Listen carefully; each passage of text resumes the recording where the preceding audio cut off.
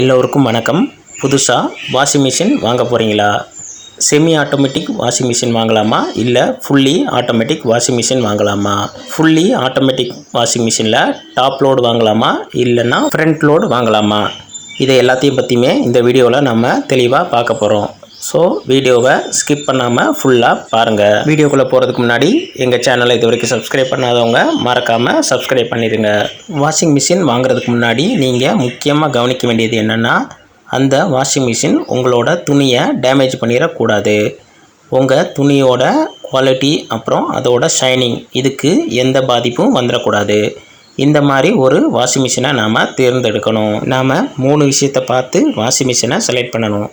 அது என்னன்னு பார்த்தீங்கன்னா, அந்த ட்ரம்மோட பில்டின் குவாலிட்டி, அந்த ட்ரம் எந்த மெட்டீரியலில் எந்த மாதிரியான டைப்பில் பண்ணியிருக்காங்க அதை பார்த்து வாங்கணும். அடுத்து மோட்டரோட ஆர்பிஎம் கெப்பாசிட்டி, அதாவது ரொட்டேஷன் பெர் மினிட்னு சொல்லுவாங்க, இது எவ்வளோ இருக்குது அந்த மோட்டரில், அதை பார்த்தும் நம்ம வாங்கணும். அடுத்து அந்த வாஷிங் மிஷினுக்கு எவ்வளோ தண்ணீர் தேவைப்படும், அந்த அளவுக்கு தண்ணீர் நம்ம வீட்டில் அவைலபிளாக இருக்கா, இதையும் நம்ம யோசித்து வாஷிங் மிஷின் வாங்குறத பற்றி முடிவெடுக்கணும். வாஷிங் மிஷினோட ட்ரம் பார்த்திங்கன்னா நல்ல ஸ்டெயின்லெஸ் ஸ்டீல் ஆல் செய்யப்பட்டிருக்க வேண்டும். அதை பார்த்து வாங்கணும். அடுத்து ஆர்பிஎம்மை பொறுத்த வரைக்கும் உங்கள் வாஷிங் மிஷினோட மோட்டர் ஆர்பிஎம் 720க்கும் குறையாமல் இருக்கணும். அதையும் பார்த்துக்குங்க. நீங்கள் முதல்ல கவனிக்க வேண்டியது உங்களோட பட்ஜெட். உங்கள் பட்ஜெட்டுக்கு ஏற்ற மாதிரியான வாஷிங் மிஷினை தேர்வு செய்யணும். அடுத்து ஒரு நல்ல ரெப்யூட்டபிள் கம்பெனி பிராண்டாக அந்த வாஷிங் மிஷின் இருந்தால் நல்லது. அடுத்து பார்த்திங்கன்னா எப்பயுமே நம்ம லேட்டஸ்ட் மாடலை ப்ரிஃபர் பண்ணணும். ஏன்னா லேட்டஸ்ட் மாடலில் நிறையா அட்வான்டேஜஸ் இருக்கும். அடுத்து நம்ம வீட்டு வாஷிங் மிஷினோட லோடிங் கெப்பாசிட்டி, அதாவது நம்ம எவ்வளோ துணியை எத்தனை நாளுக்கு ஒருக்கா துவைக்க போகிறோம் அதை பொறுத்து அந்த கெப்பாசிட்டியை கரெக்டாக கால்குலேட் பண்ணி வாங்கணும். வாஷிங் மிஷினை பொறுத்த வரைக்கும் கெப்பாசிட்டி பார்த்து வாங்குறது ரொம்ப முக்கியம். உங்கள் வீட்டில் 1லேருந்து 3 பேர் வரைக்கும் இருந்தால் நீங்கள் 6.5 kg கெப்பாசிட்டி உள்ள வாஷிங் மிஷின் வாங்கலாம். இதுவே 4லேருந்து 6 பேர் இருந்தால் 7.5 kg கெப்பாசிட்டி வாங்கலாம்.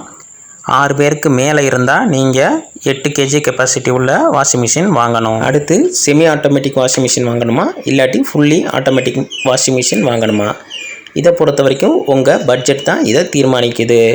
செமி ஆட்டோமேட்டிக்கை பொறுத்த வரைக்கும் விலை ரொம்ப குறைவாக தான் இருக்கும். ஆனால் பார்த்தீங்கன்னா ரொம்ப ஸ்பேஸ் தேவைப்படும். செமி ஆட்டோமேட்டிக் வாஷிங் மிஷின் கொஞ்சம் பெருசாக இருக்கும். அதில் துவைக்கிறதுக்கு ஒரு ட்ரம்மும் அப்புறம் ட்ரையர், அதாவது துணியை காய வைக்கிறதுக்கு ஒரு ட்ரம்மும் தனித்தனியாக இருக்கும். அதனால் பார்த்தீங்கன்னா பெருசாக இருக்கும். இதுவே ஃபுல்லி ஆட்டோமேட்டிக் வாஷிங் மிஷின் பார்த்தீங்கன்னா சைஸில் சின்னதாக இருக்கும். சின்ன இடத்துலையே நம்ம அழகாக வச்சிட முடியும். அடுத்து செமி ஆட்டோமேட்டிக் வாஷிங் மிஷின் சொல்கிறதுல பார்த்தீங்கன்னா ஆட்டோமேட்டிக்காக எதுவுமே கிடையாது. எல்லாமே நீங்கள் மேனுவலாக தான் செய்ய வேண்டியிருக்கும். நீங்கள் தண்ணியை ஆன் பண்ணுறது, ஆஃப் பண்ணுறது, அப்புறம் ட்ரெயின் பண்ணுறது, இது எல்லாமே நீங்கள் மேனுவலாக தான் செய்ய வேண்டியிருக்கும். நீங்கள் பக்கத்தில் இருந்தே கவனிக்க வேண்டியிருக்கும். உங்கள் டைமை நீங்கள் அந்த வாஷிங் மிஷின் பக்கத்துலேயே செலவிட வேண்டியிருக்கும். இதில் ஒரே ஒரு ஆட்டோமேட்டிக் விஷயந்தான் இருக்குது. அது என்னன்னு பார்த்தீங்கன்னா, நீங்கள் செட் பண்ணுற டைமில் இந்த வாஷிங் மிஷின் ஆஃப் ஆயிரும். இது ஒன்று தான் செமி ஆட்டோமேட்டிக் வாஷிங் மிஷினில் ஆட்டோமேட்டிக்காக நடக்கிற விஷயம். மற்ற எல்லாமே நீங்கள் மேனுவலாக தான் பண்ணணும். செமி ஆட்டோமேட்டிக் வாஷிங் மிஷின்லேயும் சில ப்ளஸ் பாயிண்ட்ஸ் இருக்குது. அது என்னன்னு பார்த்தீங்கன்னா, உங்களுக்கு பட்ஜெட் ரொம்ப கம்மியாக இருக்கும். அதே மாதிரி ஈஸியாக நீங்கள் செமி ஆட்டோமேட்டிக் வாஷிங் மிஷினை ரிப்பேர் செஞ்சிட முடியும். அதில் பெருசாக எந்த எலக்ட்ரானிக்ஸ் காம்பவுண்டுமே இருக்காது. அதனால் நீங்கள் மெயின்டெனன்ஸுக்காக அதிகமாக செலவு பண்ண தேவை இருக்காது. அதுக்கப்புறம் செமி ஆட்டோமேட்டிக் வாஷிங் மிஷினில் துவைக்கிறதுக்கு பெருசாக எந்த நாலேஜும் தேவையில்லை. இதுவே ஆட்டோமேட்டிக் வாஷிங் மிஷினோட பாசிட்டிவ் என்னெல்லாம் இருக்குதுன்னு பார்த்தீங்கன்னா, உங்களுக்கு இடம் கொஞ்சம் கம்மியாக தான் தேவைப்படும். அதுக்கப்புறம் உங்கள் டைம் ரொம்ப மிச்சமாகும். நீங்கள் ப்ரோக்ராமை செட் செஞ்சு வாஷிங் மிஷினை ஆன் பண்ணி விட்டுட்டு டிட்டர்ஜென்ட் ஆட் பண்ணிட்டா போதும். அதுக்கப்புறம் எல்லாமே அந்த வாஷிங் மிஷினே பார்த்துக்கும். நீங்கள் கடைசியாக வந்து துணி எடுத்து காய போட்டால் போதும். எல்லா வேலையுமே ஆட்டோமேட்டிக்காக வாஷிங் மிஷின் முடிச்சிடும். அதுக்கப்புறம் இந்த ஃபுல்லி ஆட்டோமேட்டிக் வாஷிங் மிஷினில் நீங்கள் துணி எடுத்து ட்ரையரில் போடணுன்ற அவசியம் இல்லை.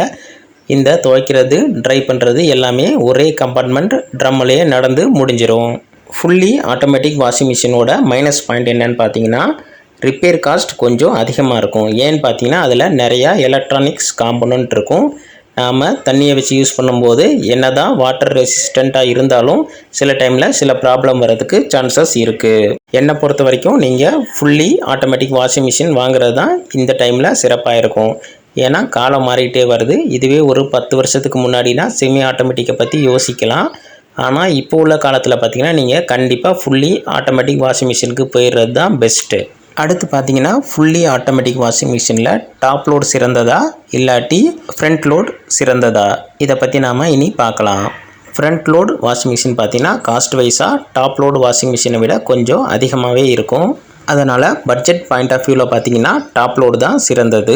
இனி ஃப்ரண்ட் லோட் வாஷிங் மிஷினோட சில ப்ளஸ் பாயிண்ட்ஸை பற்றி பார்த்துடலாம். ஃப்ரண்ட் லோட் வாஷிங் மிஷின் பார்த்தீங்கன்னா ஜென்டில் வாஷ் இருக்கும்.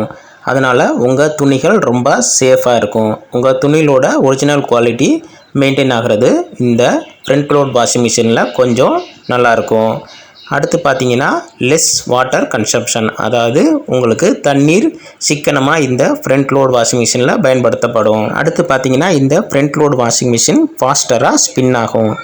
அது கெப்பாசிட்டியும் கொஞ்சம் அதிகமாக இருக்கும். அதுக்கப்புறம் இந்த ஃப்ரண்ட் லோட் வாஷிங் மிஷினில் ஸ்ட்ரெயின்ஸ் கொஞ்சம் ஈஸியாகவே ரிமூவ் ஆயிரும்.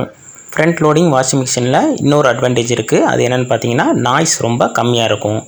டாப் லோடை கம்பேர் பண்ணும்போது ஃப்ரண்ட் லோடு வாஷிங் மிஷினில் உங்களுக்கு சத்தம் ரொம்ப குறைவாக தான் இருக்கும். இந்த ஃப்ரண்ட் லோடு வாஷிங் மிஷினோட மைனஸ் பாயிண்ட் என்னென்னு பார்த்தீங்கன்னா காஸ்ட் வைஸாக கொஞ்சம் அதிகமாக இருக்கும்.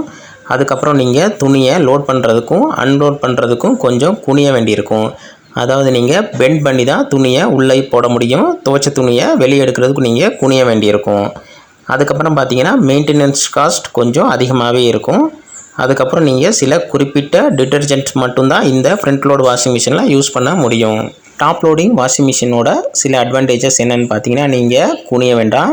நீங்கள் துணியை மேலேருந்தே ஈஸியாக உள்ளே போட முடியும். துவைச்ச துணிகளை ஈஸியாக வெளியே எடுக்க முடியும்.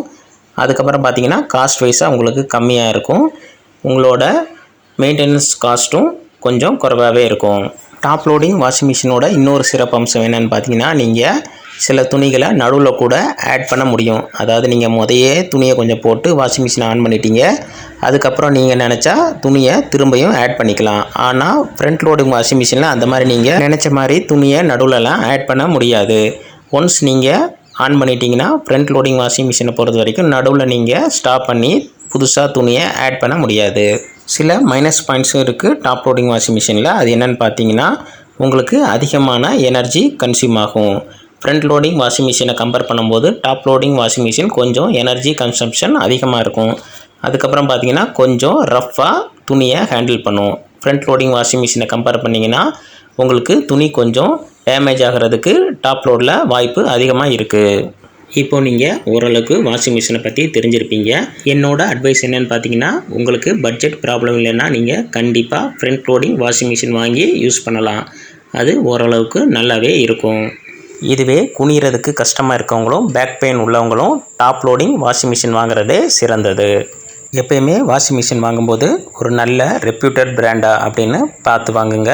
அதுக்கப்புறம் ஆஃப்டர் சேல் சர்வீஸ் அந்த கம்பெனியில் எப்படி இருக்குது அதையும் பார்த்து வாங்குங்க. அதுக்கப்புறம் சர்வீஸ் சென்டர் உங்கள் வீட்டு பக்கத்துலேயே இருக்கா, நம்ம கால் பண்ணோம்னா எவ்வளோ நேரத்தில் வந்து நம்மளுக்கு சர்வீஸ் பண்ணி கொடுப்பாங்க, அந்த அளவுக்கு சர்வீஸ் சென்டர் அதிகமாக இருக்கா, இதையும் பார்த்து நீங்கள் வாஷிங் மிஷினை செலக்ட் பண்ணுங்கள். ஓகே ஃப்ரெண்ட்ஸ், இந்த வீடியோ உங்களுக்கு ஹெல்ப்ஃபுல்லாக இருந்திருக்கும்னு நான் நம்புகிறேன். எங்கள் சேனலை இது வரைக்கும் சப்ஸ்கிரைப் பண்ணாதவங்க மறக்காமல் சப்ஸ்கிரைப் பண்ணிடுங்க. இந்த வீடியோ உங்களுக்கு பிடிச்சிச்சின்னா இந்த வீடியோவை லைக் பண்ணிடுங்க. ஓகே ஃப்ரெண்ட்ஸ், தேங்க்ஸ் ஃபார் வாட்சிங். பை.